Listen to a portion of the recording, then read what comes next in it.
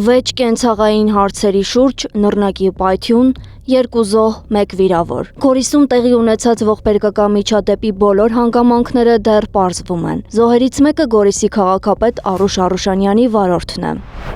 Հունվարի 25-ին ժամը 17:05-ին ոստիկանության օպերատիվ կառավարման կենտրոն զանգահարած քաղաքացին հայտնել է, որ Գորիսի Թոզգապ կոչվող հատվածում գերեզմանների մոտ վիճաբանություն է եղել։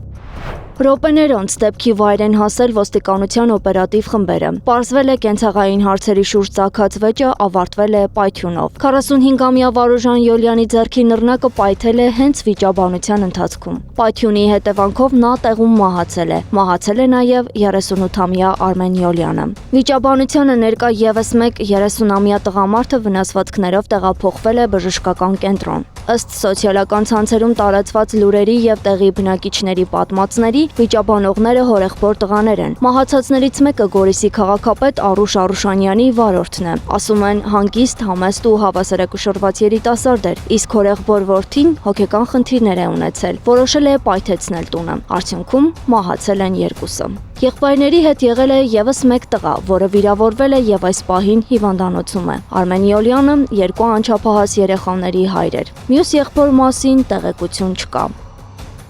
Անահիտ Սարգսյան, Անդրանիկ Մանսուրյան, ABC Media։